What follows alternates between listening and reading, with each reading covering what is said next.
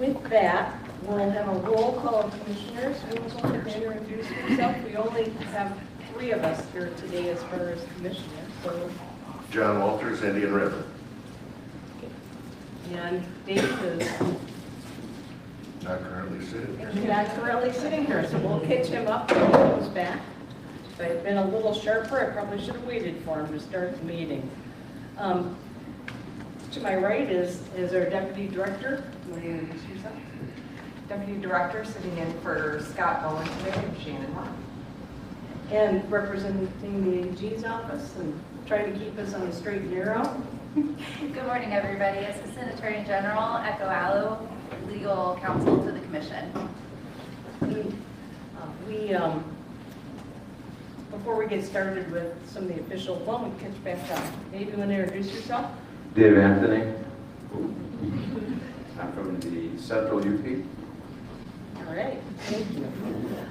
Before we move into it, we have a couple of special guests here today. Want to introduce our first one? We have Representative Martin. I wanted to offer you an opportunity to say anything if you'd like. Well, I'm just here, Natural Resources and Tourism Chairman, and would like to get a couple of these, and appreciate you having the public hearings, and we're working on getting some Zoom stuff. Okay, thank you. We also are joined by the Glasson Scholars today, and Rose Stewart is faculty support for this group. Rose, you want to stand up and have the scholars stand up that are joining us for the meeting today? All right. We should give these folks a round of applause.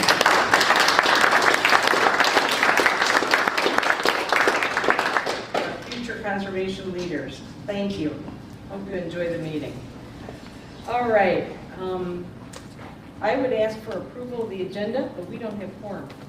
So we're going to go with it the way it's written, if that works for everybody. And then we'll approve our meeting minutes at the August meeting, so because of the quorum issue. With that, I'm going to turn it over to Deputy Director Lott for the director's report.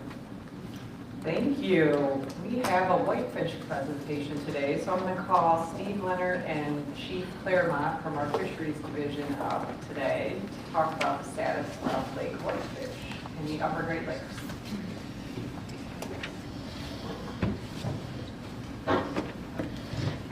Thank you, Shannon. Chair Humphreys, Commission. I want to introduce Steve Leonard today, and I'm going to be starting with a formal introduction, as Steve is our Carbon Coordination Unit Manager housed up in Charlevoix. Now, that's it for the formal. Now I'm going to go to the informal. So Steve actually shares a similar background to me in the sense that he has worked for a Native American tribe, helping to manage their fisheries, the Little Traverse Bay bands. Has also worked with the federal government, Fish and Wildlife Service, out of the Fisheries Resource Office in Alpena, and now is a state biologist working on whitefish and other species stock dynamics. That diverse background gives Steve a unique perspective, but what I'll also say about Steve is he is one of the lead experts in stock assessments in the Great Lakes. He won't tell you that, but I will tell you that. He has probably the best knowledge in terms of how to assess stocks using some of the most complicated model frameworks, stock assessments, and is leading expert. Leading up to this presentation, has been contacted by several people in the media to understand what's going on with whitefish stocks. This is a very important topic, and he is the best person to speak to this. So, Steve, turn it over to you. Well, it's a kind introduction. I appreciate it. Can I add one more, though? This is recent. I am now an honorary Glasson Scholar. That's what happens when you sit in the middle of the road. So good things happen. So yeah, thanks. I appreciate this opportunity to talk about what is, I would say an iconic fish species in the Great Lakes. And it is not a comfortable or a happy story, but it's nonetheless one that I think needs to be told. And so I appreciate this opportunity to spend a little time this morning and appreciate the kind introduction. So I'm going to start with really a little bit of biology about whitefish, kind of what makes a whitefish, and what is their kind of role in the Great Lakes. So whitefish are found in all 5 Great Lakes. They are predominantly, we would consider them a cold water species. We do find them in some of our inland lake systems that support the thermal habitat that they prefer. And so it actually puts them in the same category, though a different side of the family of the trout and salmon. So they are in the salmonic family. And if you're familiar with one of the characteristics that that family has, they have an adipose fin, just like our other trout and salmon species. So in terms of, their biology, they can be a long-lived species, up to 25 years, but interestingly, they also mature at a pretty early age for such a long-lived species. Most females will mature at 5 or 6, some later in certain areas, but by and large, that gives them a long reproductive life.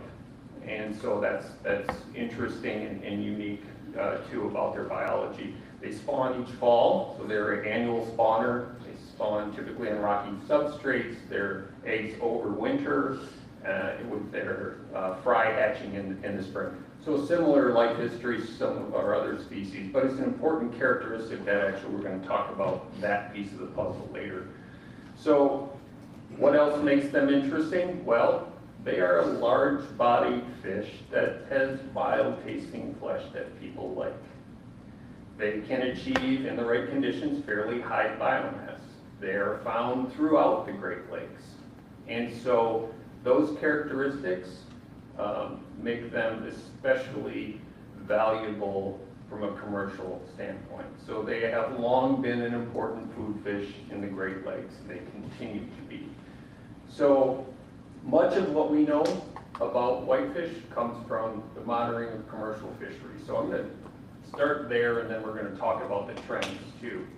So just to kind of reorient ourselves a little bit to the history, this isn't a recent history. This is an animal that's been an important ecological and subsistence role for millennia in the Great Lakes.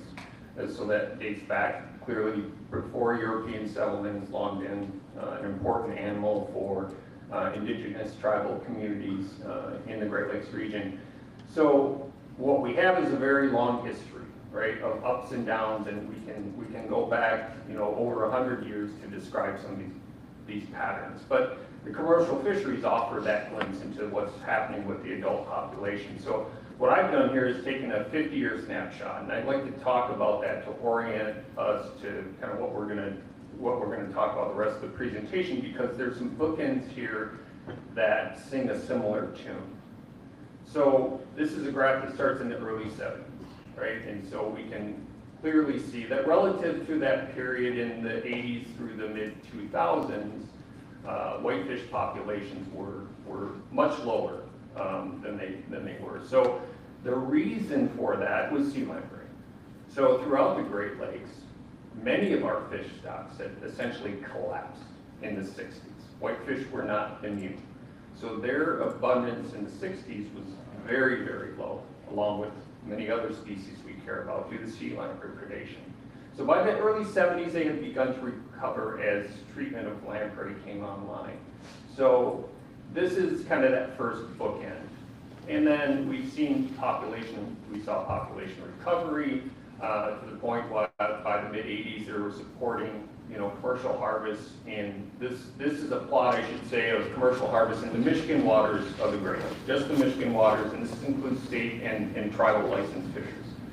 So we saw a period for basically 30 years where they supported harvests in the 6 to 8 to 10 million pound range. There's a little dip in somewhere around 2000 that was really likely mostly driven by some regulatory changes that occurred at that time with the advent of the 2000 consent decree. So it is after the really 2000s that we started to see a substantial decline in populations. And so what we see is that commercial harvests are at a similar place where they were in the 70s. But the story is not nearly the same. because with sea lamprey, the effects were widespread throughout pretty much all the Great Lakes. And while the effects too, or the approximate reason for why we see this trend is present in most of the Great Lakes, the impacts haven't been as severe across the board. So we're going to talk about places where it has been particularly problematic. So as a backdrop for this, I think it's good to talk about the different productivity in the lake as far as whitefish. So Lake Superior lower, Lake Michigan and Huron higher in terms of producing whitefish biomass. But on this plot, during most of this time frame, commercial harvests of whitefish in Lake Superior have been relatively stable, right? So we're going to focus on, John, do you have a question? Yeah, based on what we're going to hear, what constitutes upper Great Lakes from this study so that we got a better geographic understanding? Thank you, I appreciate that. So we're going to talk about upper Great Lakes, Lake Superior, Michigan, and Huron. Okay. Yeah, so that's the focus. Those are the most productive whitefish fisheries that we have in those lakes. Thank you. So I want to focus on that last period of decline and talk about where we've seen those declines occur and what is the mechanism. I'm sure many of you likely already know the answer, but it's certainly worth telling. So let's take a kind of a broad look again at the Great Lakes. Whitefish are ubiquitous throughout the Great Lakes. They're found in nearly every corner of most of the Great Lakes, particularly the upper lakes. But I have areas highlighted in red. I'm going to talk first about those areas not highlighted in red. So Lake Superior is, as I mentioned, fairly stable, right, in terms of whitefish population and harvest. But in the lower lakes, we also have areas that haven't experienced significant declines, but they're restricted. Green Bay region in Lake Michigan, where we've seen populations even expand a bit, but they've also become more truncated to where they exist. Southern Green Bay, for instance. Saginaw Bay is another place, Lake Huron, where we still see whitefish stocks that are much more stable. So it is really the rest of the areas, what I will call the main basin of Lake Huron and Lake Michigan, that we've experienced, or whitefish have experienced the most severe declines in their populations. So we can represent that simply by looking at the commercial harvest in those areas. So this is a plot which similarly shows, it's oriented similarly, but we've now restricted it to look at those main basin areas of Lakes Michigan and Huron. So this is the commercial harvest record dating back from 1995. That was about the peak to current. So we see a similar trajectory in those two lakes. And we've gone from, roughly about 5 million pounds of harvest to roughly about 500,000 pounds of harvest during that time. So the question behind this, or really the mechanism behind this, is really an ecological question, right, or an issue. And so I think to try to unpack what's happened with these populations, we need to kind of look at the ecology of the lakes. I'm going to do that first by simply starting off with a real simplified kind of food web. And we're going to talk about the disruptions to this food web in the Great Lakes. So pretty straightforward, we have tiers on this system of food web, the bottom being our producers. These are algae species which are preyed on by invertebrate species in the water column and on the lake bed. So in the lake bed, that term we would call benthos. So those are those benthic animals that exist. So they're reliant on these phytoplankton blooms to occur, the timing, the species compositions they've evolved to really take advantage of that. Of course, they then feed larval fish. They also feed other kind of planktivorous fish that then feed predatory fish that we care a lot about in terms of fisheries. So it's important to kind of think about this context, and especially one element of this web, and that is the benthos. This is the place where whitefish historically got most of their energy as an adult. So, and it is the place clearly where we've seen the most perturbation in this food web. So what's driving that perturbation? It is dry-seated mussels, mostly quagga mussels. So that's really the story that underlies what we see in those population kind of trends for whitefish. So if we step back away from the fisheries, let's look at instead something about the trend in populations of these mussels. So there are two species that have invaded the Great Lakes. They are related species. The first one being the zebra mussel. That is, most of us have heard of that. Maybe not everybody is as familiar with the quagga mussel, its larger cousin, but it is the quagga mussel that has really had the largest impact on the ecology of the Great Lakes. So what you see here is basically a plot then of mussel density in Lake Michigan through time. That top panel is zebra mussels. So zebra mussels, began to proliferate in the mid-90s, achieved some pretty high density, especially near shore by the 2000s and the mid-2000s, but then something happened. They were largely replaced almost entirely by quagga mussels. Quagga mussels have a much broader habitat range than zebra mussels, and by the mid to late 2000s, they had basically colonized most of the lake bed. So if we were to look at Lake Huron, we would see something similar. Lake Superior hasn't been completely immune. There are Dracaena mussels in Lake Superior, but the kind of biogeochemistry of the lake doesn't support these animals as well. So this is really the story of Lakes Huron and Lake Michigan in particular as it relates to the main basin. So I think one of the other things, and I talked about that benthos and important food items in that community of fish. There's one in particular called dicoria, which was a very energy-rich prey item. Whitefish and many other species relied on it. If we were to invert these time scales on these maps, it would look exactly then like what has happened to dicoria. So they've gone from a period of being ubiquitous, high densities found throughout the lakes, to being largely absent. So that's been really the story that has helped drive what we've seen. So if we look at it, what does that mean from a population level? Let's kind of go back and now kind of update our food web. So in that benthos, it is dominated almost exclusively now by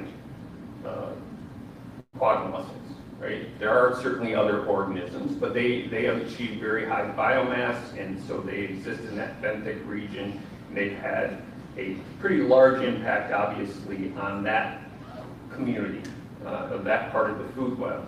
But food webs don't exist, they're webs, right? You start plucking strings from the webs and things collapse, right? So it hasn't just been the effect on those animals that live in the lake bed. There's been significant impacts then because of that food web on zooplankton communities. So not only their abundance, but also the species composition of those zooplankton. May not matter to us as much, or we might not recognize it much. It matters a lot to larval fish. So when you're a larval fish, you need type of zooplankton, you need it at the right time. So we think that's largely the story of lake whitefish in terms of what's happened. It has been a reduction in survival of young fish at an early stage in life that's been driven by changes in the food web. What does that mean from a population perspective? How does this actually impact? I think what I'm going to do then is simplified model of the population. I'm going to lay out how lake whitefish have been impacted, because it's been in a few places. So we look at a fish population, its size is defined by the number of fish that are entering the population and then their growth. And then reductions in populations are going to be due to mortality, natural and fishing. So the two places where we've seen particular impacts for lake whitefish are one in both areas where those pluses come into the population. One is growth. So we've seen reductions in fish growth, particularly as adult fish.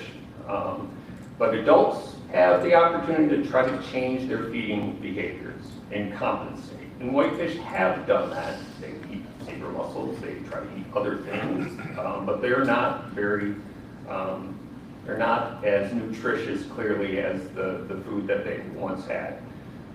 And so I put a little down arrow there. I could have put a larger down arrow in the recruitment side of that equation, because that is where we've seen the biggest impacts. We do not have as many young fish entering the population.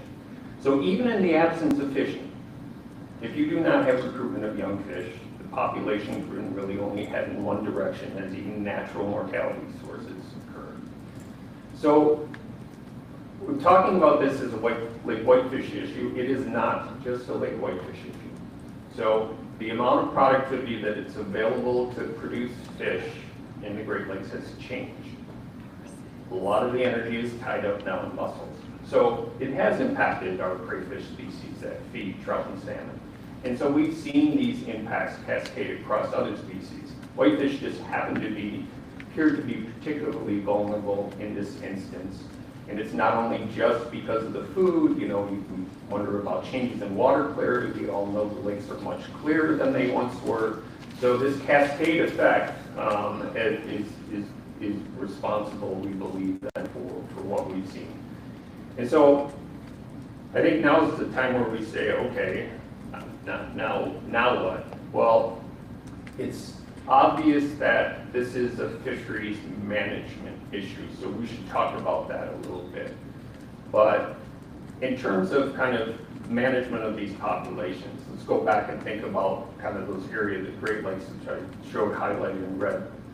Those areas largely, most of them are going to be governed by fishing agreements that have been court-ordered between the state and the tribes in terms to co-manage these fisheries.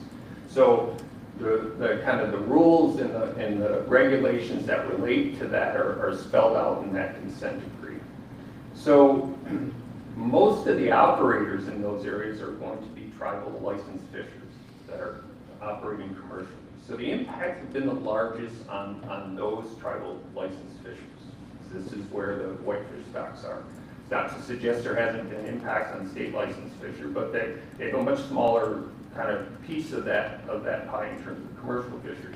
And then down the line would be the recreational fisheries for whitefish. So those are smaller in scale, clearly. They're also more geographically and seasonally restricted, right? So they're a much more minor player in this kind of puzzle.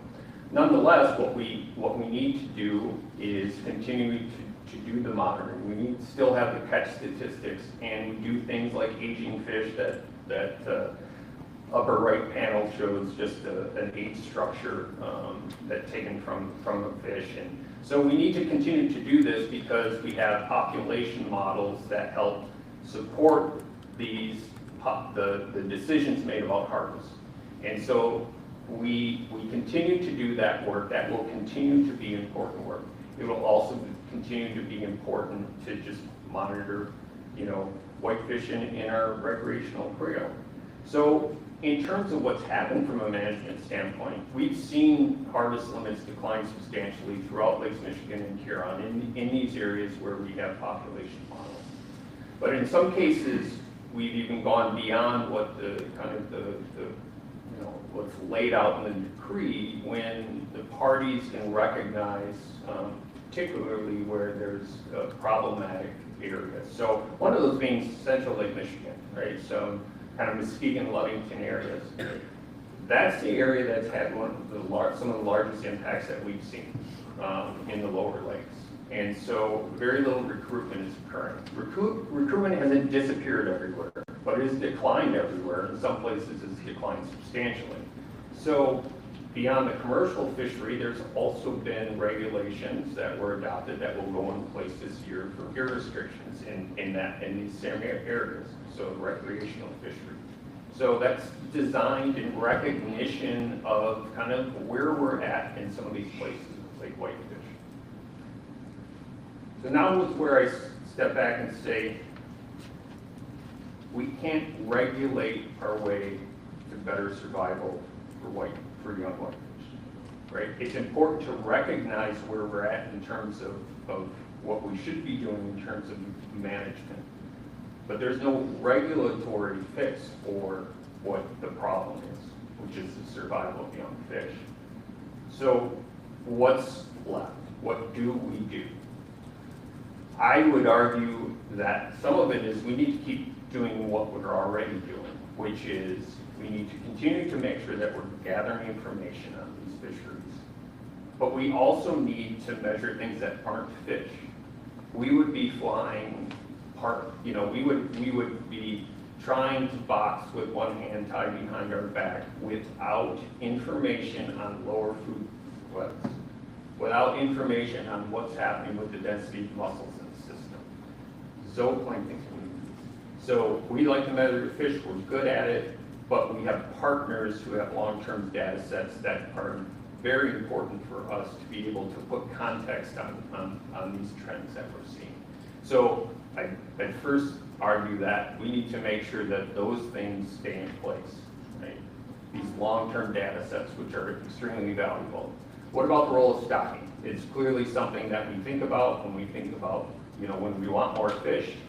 Those things are being looked at, right? The experimental stocking we're being headed by led by the tribes. So they're looking at, is there a way, looking at cultural practices to see, is there a way to kind of scale up some of the production that they've tried to start?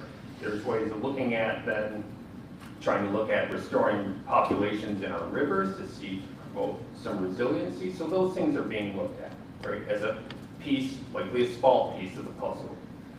The other last piece of the puzzle is the research focused on invasive mussel control. This isn't new, and there's international and binational groups that have been working on control measures. I have a picture there that's actually a research biologist at the Charlevoix Research Station in that photo, where they're looking at benthic barriers and seeing small scale what can be done to control mussels at a small scale. There's a lot of other work happening along those lines. I don't think we have time to get into it, and I am not the expert on it, but it's an important piece of the puzzle. It's a big, big, big problem, but we've solved big, big, big problems before. So in terms of kind of this story, I think this is where I stop and just provide a little bit of summary again and then context. So whitefish has it's a long history of having both positive economic and cultural impacts in our region. So, the loss of these fisheries is, I think, part of the loss of really what connects some people, even if it's just from a dinner plate, to the Great Lakes. So I think we should be cognizant of that. Secondly, just a reminder, this is a symptom of a broader issue in the ecology of the Great Lakes. We need to be mindful of where it is and what that means for managing fish stocks, but it is an ecological issue. And so lastly, just again advocating for the type of things, the research and monitoring that will remain critical for us to continue to understand these patterns, both for whitefish and other fish species in the Great Lakes. And I think if I say anything about that, it's in whatever rooms we operate in, we should I'd like to see that there's appropriate level of support then given for these kind of these efforts, because they're going to remain critical in the future. And with that, I guess we can take questions. So recognizing these are a salmon, and recognizing unlike a warm water fish, bass, bluegills of that nature, where the adults, after they have their eggs and fry, are protecting them, these guys don't do that. Has it been looked at or considered on the potential for goby attack on eggs and fry, recognizing that there's a smaller age class that continues to perpetuate itself? Yeah, it's a very interesting question, one that a colleague to my left is very well versed in. Actually, when we started working together early on, I mean, that was a lot of the work that was going on, was looking at egg predation by goby. So so that's certainly something that's been We've been trying to be quantified. That type of work still continues to look at egg loss from gobies, but it's also a reciprocal relationship because we talked about changes in the feeding ecology of lake whitefish, feed gobies now. So, I mean, they're a food source that's utilized by a lot of species, so they've changed their behavior in that regard. So, I mean, that element is an important element. Some of the looking at how both the infiltration of zebra mussels and then kind of as a byproduct of some of those benthic algae, which then cloud reef habitats. So looking at doing reef cleaning, you know, you saw that picture with that removal. Does that have any longevity? You know, how long can it persist? So yeah, that kind of looking at that reef dynamic has been, you know, there's been a lot of research devoted to that. Well, and I can certainly appreciate the fact that looking at food source being a major contributor to, you know, adults not having enough food and consequently they're going to pass. And I think it's more holistic looking at the gobies as well. Yeah. Yeah, I'll just add, I mean, Steve characterized it really well. But if you look at each life stage and the critical, you know, drivers in life stage, that from the fall egg deposition of whitefish to spring emergence of larvae, we don't see a lot of evidence to suggest the egg stage is the bottleneck. So we you know, see fry hatching in the spring, it looks like they're in good health, and then they don't grow. And then if they're not going to grow, they're going to die both from starvation but also predation.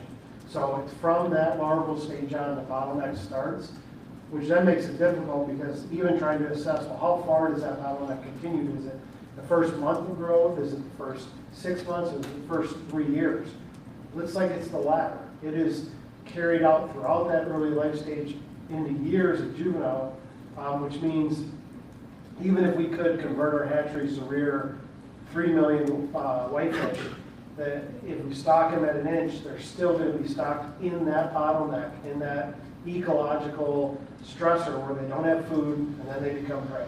And so that's part of the challenge. So if they're being underdeveloped in the first 3 years of their life cycle, what negative effects does that have on reproduction of those fish? Yeah, and again, as Steve characterized, if you don't have recruitment, you're not going to produce adults, right? And so to see them, you know, adult whitefish, now there are still adult whitefish, they're still producing viable eggs, and those eggs are surviving in the reefs. And once they hatch, they're not surviving. That's where the bottleneck occurs. You're right.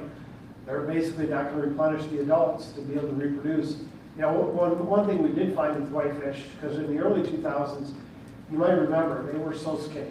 They were, I mean, people just couldn't, they were, commercially, they weren't even viable. They were so skinny, they changed their diet to eating mussels to try to compensate. But they were still spawning, and they were actually still producing eggs. And the idea is that, just like a salmoniid, they're going to try to invest into their offspring, even at their own peril, right, to do so. So they were still producing eggs, and those eggs were surviving the fry stage. But it was a fry stage on that they were not. The mortality would occur. If we were to put a moratorium on fishing harvest, commercially and recreational, on that species, would it even matter? Well, I think Steve just said it in his presentation, right? We can't regulate ourselves out of this problem. We've tried. We've looked at almost every scenario. Here's another risk, though, that I'm fearful of. When I look at the problem, I'd say, number one, we got to do something about the mussels. You know, Steve itemized it well. If we don't do something, then the future is going to be grim for whitefish. Number two, we have to have some emergency actions, whether it's transferring adults, whether it's stocking fish, you know, but having to rear them to an older age, or whatever it is, we need some emergency corrective action. The third piece, and this might be a surprise to some constituents, but from the division department standpoint, we want to make sure the industry survives. Because if the whitefish industry doesn't survive, then the commitment to monitor, the commitment to assess, to try these new things will be lost, right? So if we close all fisheries, then we lose the industry. And then even if the populations recover, we may not recover in industry, right? So trying to walk this fine line between this ecological disturbance that's on the scale of sea level rise, and yet address the problem and maintain the industry, it's really put us in a rock and a hard place. Thank you.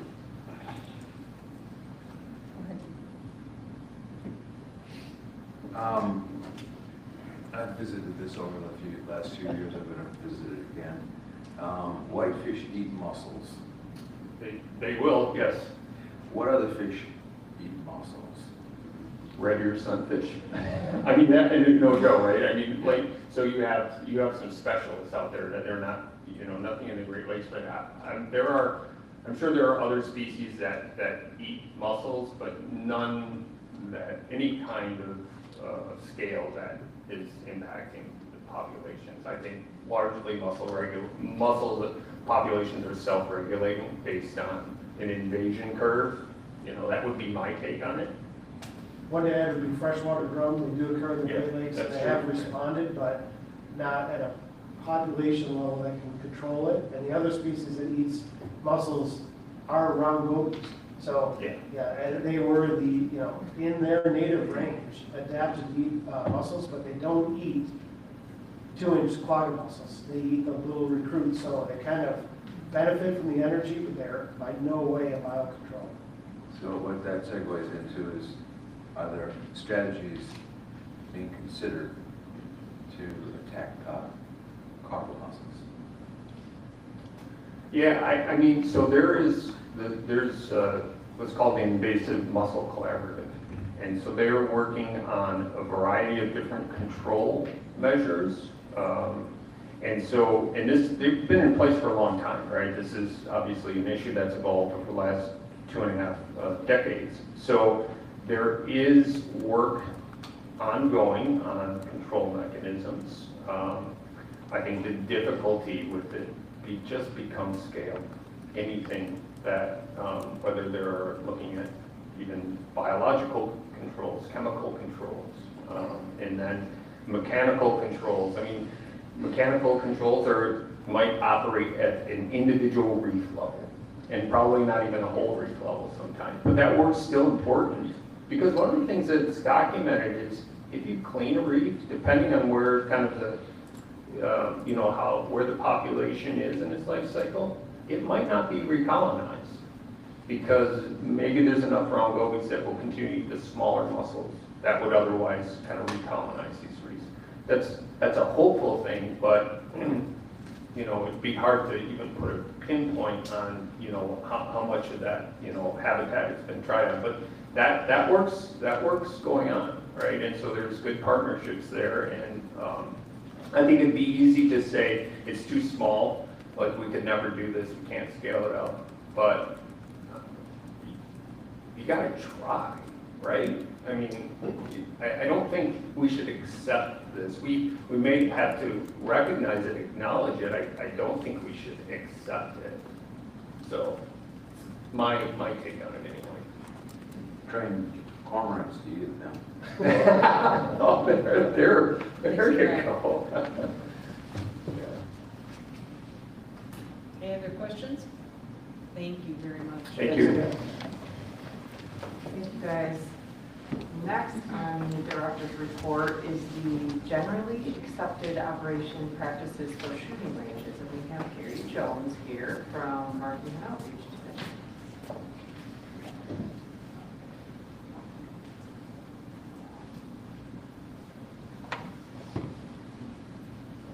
Thank you for the time on the agenda today, so we can discuss the review and the renewal of the generally accepted operation practices at sports shooting ranges.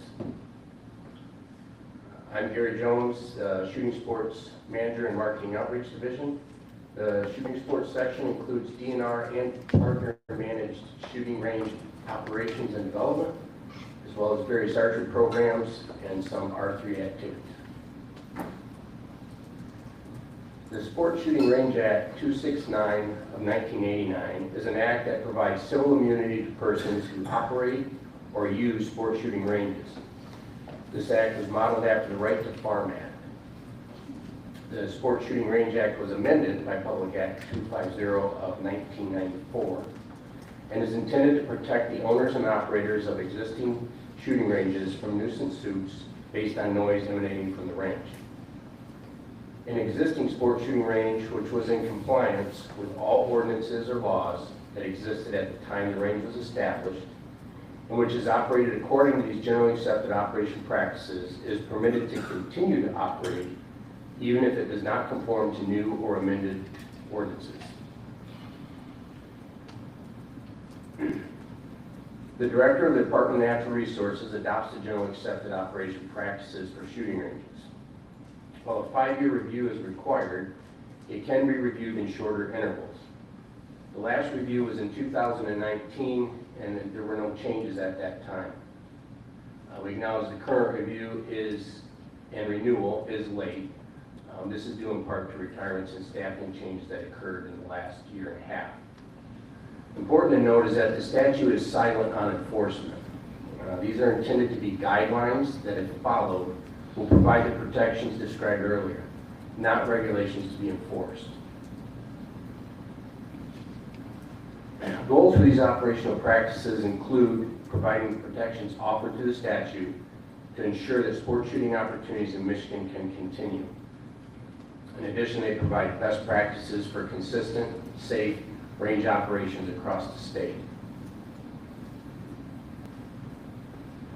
The generally accepted operation practices have and continue to reference the National Rifle Association's Range Source Book. Statute points to adopting practices that are established by a nationally recognized nonprofit membership organization that provides voluntary firearm safety programs. The NRA Range Source Book provides guidance and direction to a broad variety of the sport and recreational shooting community. The Source Book is advisory and should be considered guidelines rather than specific requirements. Because each shooting range is unique and the operation of the range is dependent upon its site, topography, adjoining land ownership, shooting opportunities offered, not all ranges require identical operating environments. The current version of operational practices for review and renewal is based on previous versions and aligned with the 2023 edition of the Range Source Book. This is the first revised edition of the Source Book since 2012. The 2012 edition is what the last two generally accepted operational practice versions referenced. Significant changes were made to the formatting in the 2023 edition.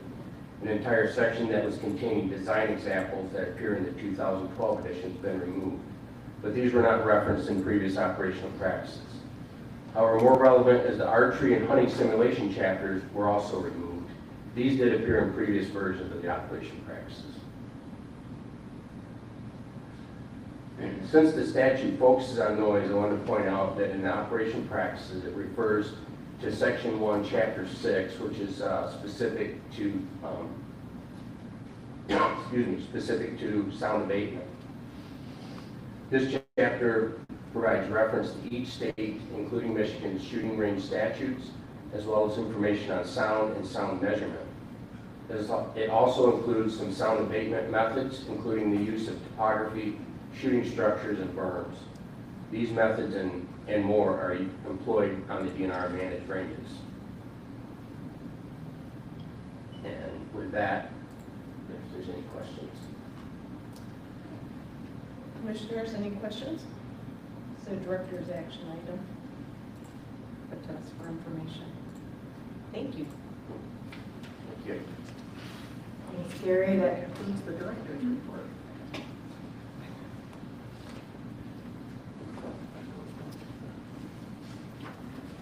Commissioners, I would note there's a legislative report in our packet, and on our table there are several other presentations. At this time, we're going to move into public appearances, and I'm going to introduce Brooke Parmalee, who's going to announce the guidelines for our public appearances when she gets up here to the table.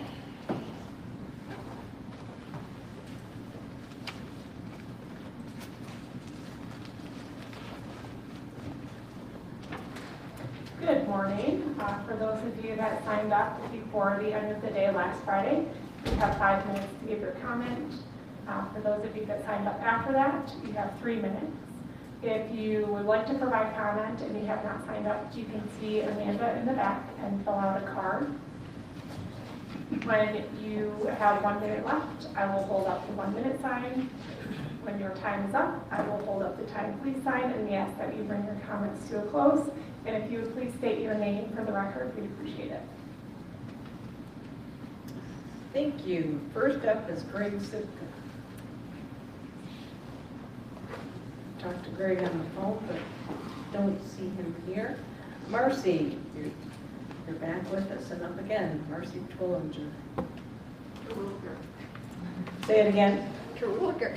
Twillinger. Sorry, I'm going to get this down yet. I promise. You will. As you just heard, I'm Marcy Terwilliger. We've heard much said about science versus emotion in wildlife policy. For the science in this case, we rely in large part on what I think we can agree to be a reliable source, our DNR. We know our wild canines here in Michigan are doing reasonably well, fulfilling their role in rodent patrol and overall eco-balance. Let's look at the emotion aspect.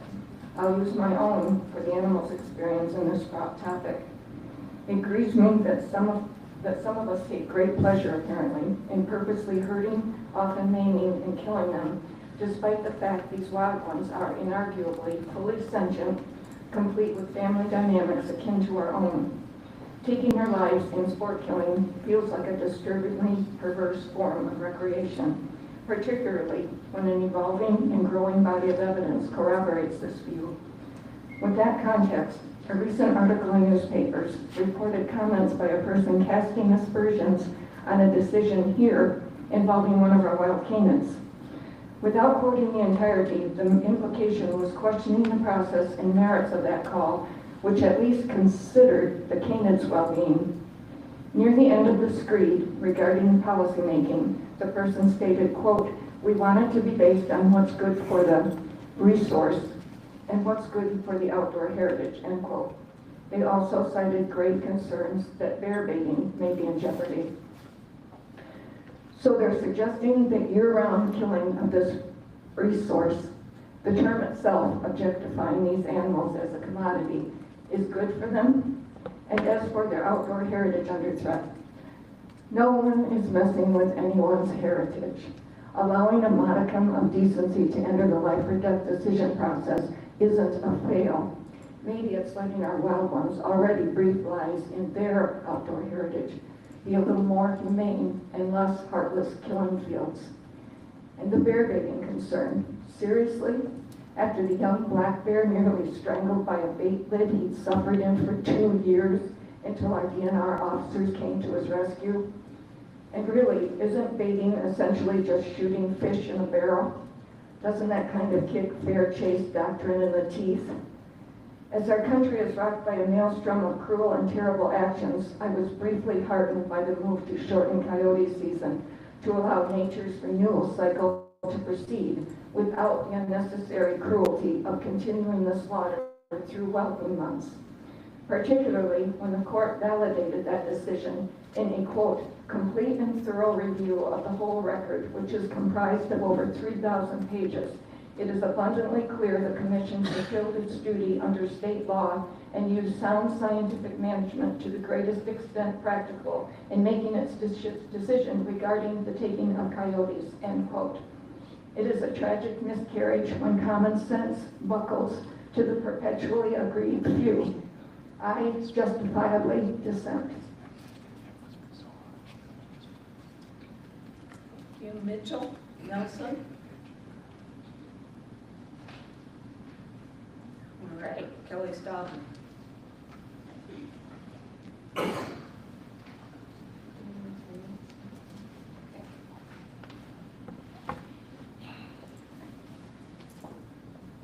Good morning. My name is Kelly Stabler, and I'm a legal intern for Attorneys for Animals. This is my first time providing comment, and I'm pleased to do so on behalf of Attorneys for Animals. Today we'd like to address the misguided use of Proposal G by those who seek to challenge this Commission's decisions, particularly those that limit hunting opportunities. We believe it's critical to provide a more accurate and nuanced reading of Proposal G, one that reflects its plain language meaning and original intent. Since its passage in 1996, Proposal G has often been misapplied by groups that oppose hunting restrictions. The proposal directs this commission to the greatest extent practicable to use principles of sound scientific management when making decisions about the taking of wildlife. But in recent years, we've seen some organizations treat Proposal G as a catch-all, invoking it as though simply citing the word sound science ends the debate. This is not how the statute was meant to function. Instead, Proposal G charges this commission with the responsibility to engage in deliberative, evidence-based decision-making, grounded in science, not just biology, but a full spectrum of scientific disciplines, and to do so to the greatest extent practicable. We saw this debate in the recent lawsuit challenging your decision to shorten Michigan's coyote hunting season. The Commission's decision to prohibit hunting during denning season, when pups are dependent on their mothers, was grounded in biological data. But some groups sued, arguing the decision violated Proposal G because it wasn't based on sound science. However, in a detailed 66-page opinion, Judge Morgan Cole of the Ingham County Circuit Court rejected that argument.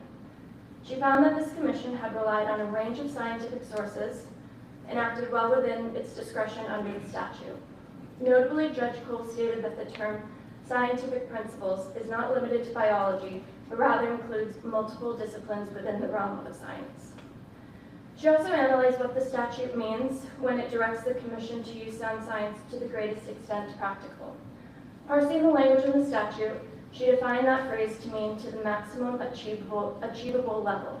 Judge Cole listed dozens of sources that this Commission reviewed when making your decision to shorten coyote hunting season, including biological data, scientific charts, ecological research, and public commentary. Ultimately, she concluded that this commission fulfilled its duty under the statute.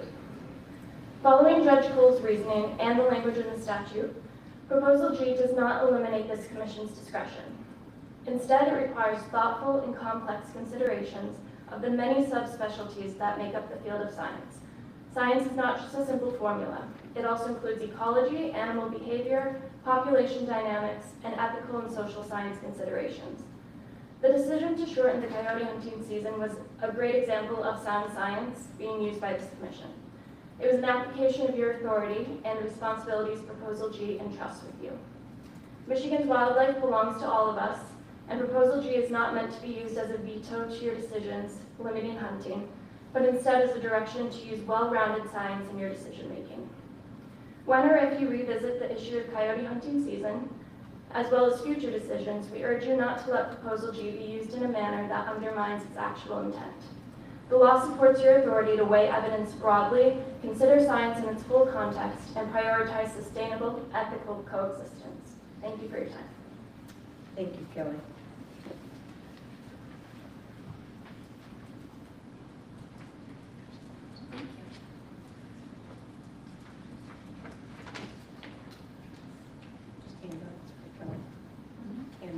Yes.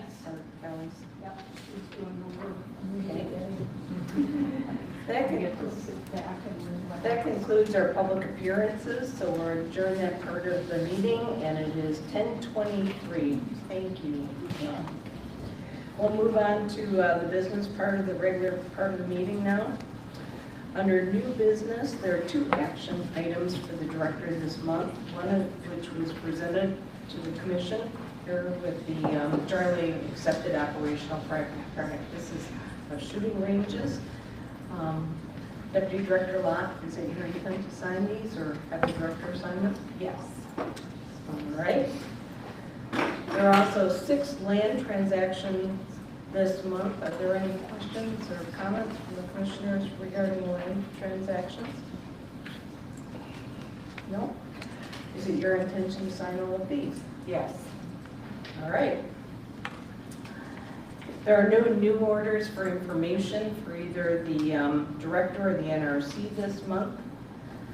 And under old business, there are just one item that we have, and that's Wildlife Conservation Order Amendment number 4, which you're well acquainted with on coyote season, that we tabled back in May, remains tabled at this point. With that, we'll have commissioners' reports. Why don't you start, Jim? Thank you, Chair. First wanted to let you know that the Wildlife Committee met this past Monday. It was our first meeting since we've been appointed to that committee.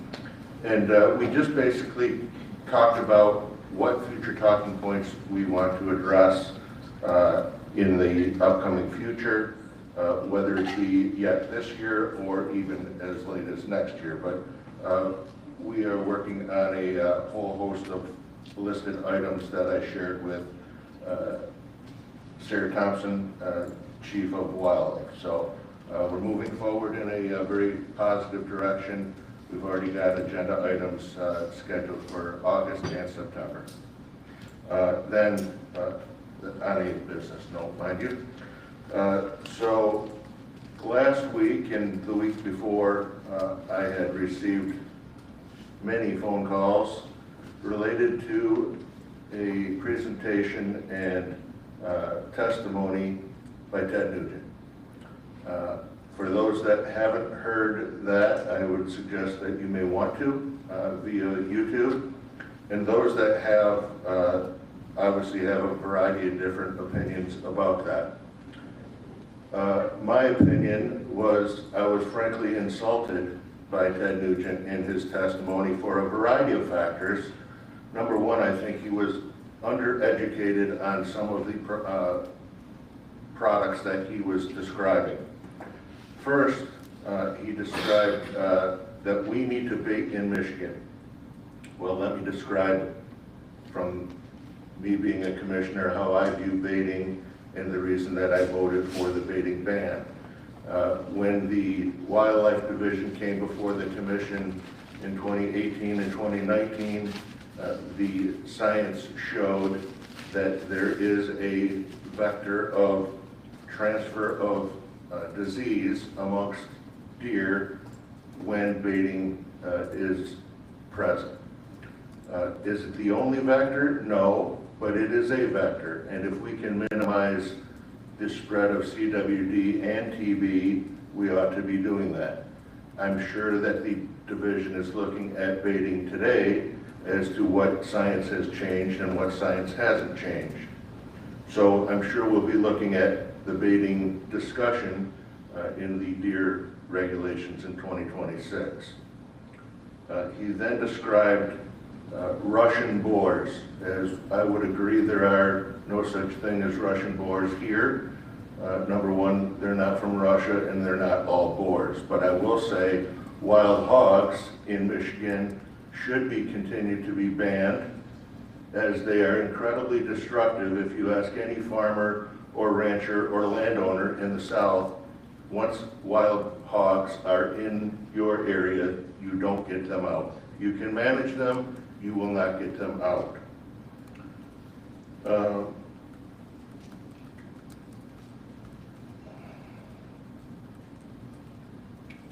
He also described sandhill cranes, and we should be shooting sandhill cranes, and we should be harvesting them for table fare. Right now, sandhill cranes are not a game species. I don't know if he's aware of that or not, but since they are not a game species, this then falls on the federal government as to how to regulate the taking of sandhill cranes when they are a nuisance. I will say that their policy is, because it is not a game species in Michigan, that they must be left in the field or buried. They cannot be brought home for table fare. Yes, the Wildlife Committee will be reviewing and looking at and discussing whether or not we want to make sandhill cranes a game species, but they are currently not, so we have to follow federal guidelines.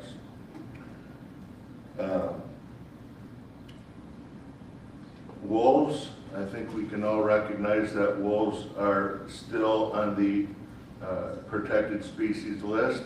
They have not been delisted from the federal government as of yet, and I think we'll be taking steps to understand how we want to manage them leading up to and then post, if that even occurs. That being delisted from the federal government. Bears, we can hunt bears. Is it the best way that we can do that as far as licensing goes and getting folks out into the woods and make it a greater opportunity? Some would argue no, some would argue yes. I think that is a discussion for future discussion, but one can hunt bears in Michigan. Mourning doves. He says they're a wonderful game bird, and yes, they are. But I'll tell you this, it was a voter referendum that failed that we cannot hunt mourning doves in the state of Michigan. I don't know if you recognize that, but when he's grandstanding in front of our legislature, that concerns me, that it's our fault that we are not able to hunt mourning doves. He described the abuse of power and overreach of the DNR and specifically conservation officers. I strongly disagree with what he described, and frankly, what the conservation officers in the state of Michigan are doing are enforcing the laws that are on the books that either the commission decides or the legislature decides. They're not going out willy-nilly trying to cause problems. I have met many, many conservation officers over my career, and I have not found one that is disrespectful and misguided and overreaching in their ability to serve our state of Michigan. In my opinion, he was insulting not only to the commission but also to the department, and I find that to be appalling, frankly. If he wants to effectuate change, he can certainly come before the commission, as can all of you. He did not do that. Instead, he chose to grandstand in front of the legislature. I welcome his call or his email. My contact information is on the NRC website, and if he wants to try to effectuate change, he can take the same process that every other Michigan resident can do, and I welcome his conversation. Thank you. Thank you, Commissioner Walters. Commissioner Anthony, I apologize, I moved us out of alphabetical order to the order we are on the table today. I'm not at all offended. The Upper Peninsula has seen a good lot of rain over the last month, which is good. Keeps that fire hazard down, especially with all the noise and fireworks going on this past week. It's been a beautiful summer in the UP, and I live in the woods, and I have seen abundance of wildlife. I've seen multiple bears in my yard, turkeys, sandhill cranes. Every day is a treat. So it's a good summer. Get out there and enjoy it. Mosquitoes too? And ticks. And the deer flies are rather vicious right now. Thank you, Commissioner. A couple items. First of all, thank you for your comments on Ted Nugent and his testimony. I have too received several phone calls. I've had numerous conversations through my tenure with Mr. Nugent. I do not share the same views as the individual on many of these topics. So it's unfortunate, because I think grandstanding, there are always going to be individuals who don't agree with certain regulations and management, but just to disparage the professionals who carry out that work is really, really unfair and very unfortunate and unprofessional, in my opinion. One of the other big issues that have been going on this last month has been budget reconciliation at the federal level. I don't know how closely many of you follow it, but Senator Lee in Congress had added a provision that would have expedited disposal of federal lands. Could have major impacts. He is from the great state of Utah, and as some of you may know, Utah has challenged federal ownership of forests and BLM, Bureau of Land Management lands. And luckily, with a lot of work from the conservation community, that provision was removed from budget reconciliation, so it did not pass with the budget. So that's a good thing. We do have a process that is in place to be able to dispose of surplus federal lands, but it takes careful review, and then also the proceeds of it go back into buying additional lands that better block in the ownership. So I think it's important we all keep our eyes on the prize. That's over 4 million acres in the state of Michigan, of which that land is open for outdoor recreation. So, in addition to that, I've had phone calls on shooting ranges. So that's been my month. Our next regularly scheduled meeting of the NRC will be August 14th. It'll be in Gaylord at the Treetops Resort. And there'll be coffee with the commissioners an hour before the meeting, starting at 8:30 a.m. Are there any other? Do you have any other items? No. All right. Madam Chair, just one quick note to follow up with my explanation. I do applaud Ted Nugent's passion. He is quite passionate. And I think that's very important to recognize, not just that he grandstanded, that's fine and dandy, but he's very passionate about what he believes in, and others are passionate about it as well. So I'd like to thank him for his passion. Thank you. Any comments from the AG's office today? Nope. All right. I don't know if I can even take a motion at this point to adjourn the meeting, but I so adjourn the meeting. Thank you for joining us today. It is now 10:30.